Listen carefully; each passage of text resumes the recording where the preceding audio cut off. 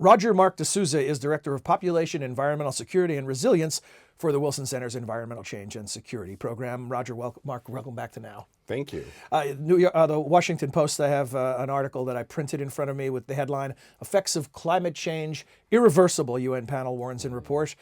This report came out on Sunday, and here's one of the excerpts from the article. The planet faces a future of extreme weather, rising sea levels, and melting polar ice caps from soaring levels of carbon dioxide and other gases, the UN panel said. Only an unprecedented global effort to slash emissions within a relatively short time period will prevent temperatures from crossing a threshold that scientists say could trigger far more dangerous disruptions, the panel warned. Forgive me, from the lay perspective, we keep hearing dire warnings like this from scientists. Yes. And yet, on the political action side of the equation, we keep getting this same old wheel spinning where we're locked in an ideological debate. Is there a way out? What will it take?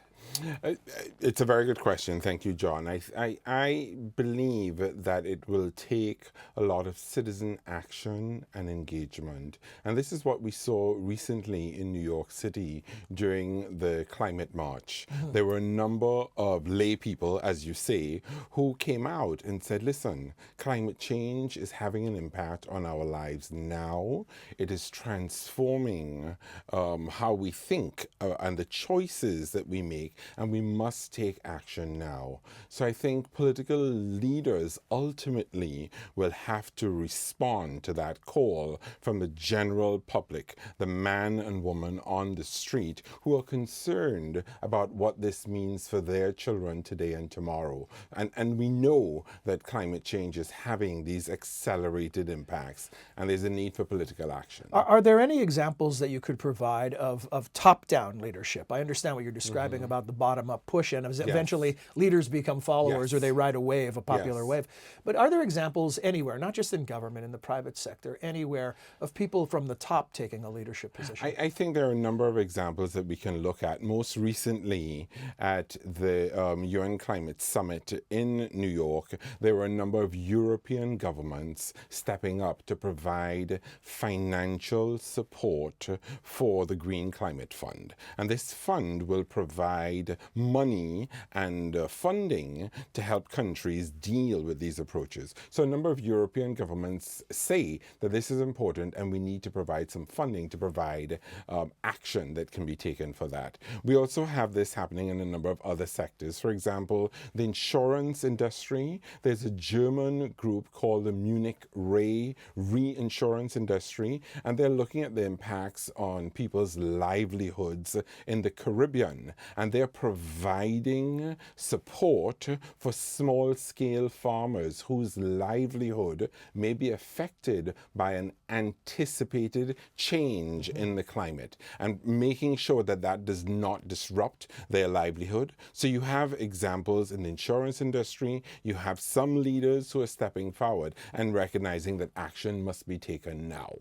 Speaking of leaders, we have a couple of meetings coming up in Peru and in Paris. Yes. And you had mentioned to me before we began recording that there are three notable issues that are not on the agenda. Could you tell us what those are? Sure. So we have the Conference of Parties meeting that will be taking place in Peru in December. And next year, the following Conference of Parties meeting will be in Paris in November. And there are three critical issues that we're not seeing as prominently featured on those agendas, but there's a lot of work going on in the background. The first is around population dynamics and what it means for climate, and specifically how climate will have an effect on people's well-being, how women are very vulnerable and are responding to this threat, what it means for climate refugees, and what it means for vulnerable populations, the very young and the very old. This is an issue that has been recognized by the IPCC, and it is still to make it onto this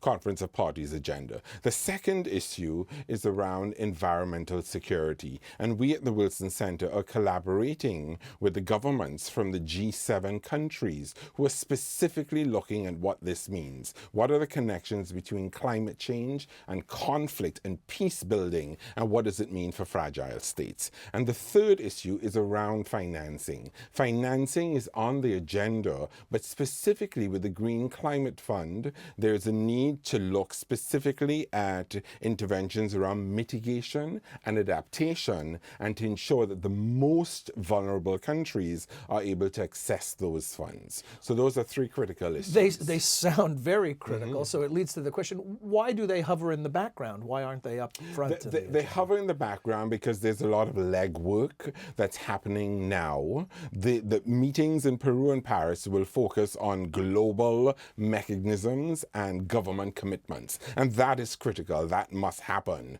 But the general public, the layperson, as you say, may not hear about these other aspects associated with climate change. And we at the Wilson Center believe that these issues are unrecognized and critical. So we will be working to bring attention to these issues while we continue to support work around the government mechanisms. Final thought for this go round, and of course we'll have you back next month, but what about expectations heading into these meetings? Every time we get people coming from different countries and coming together on a big global problem, Yes. it sets a certain expectation. Yes. Should we have any high expectations for outcomes? I think there are a lot of high expectations next year, particularly leading into Paris.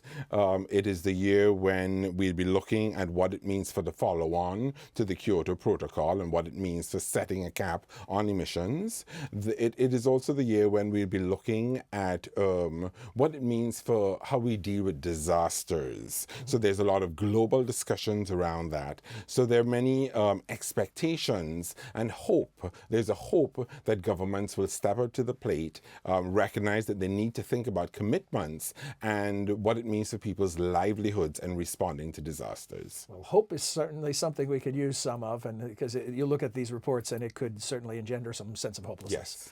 Well, Great. thanks, Roger Mark. And Thank we'll you look very forward much. to speaking with you Thank again. you.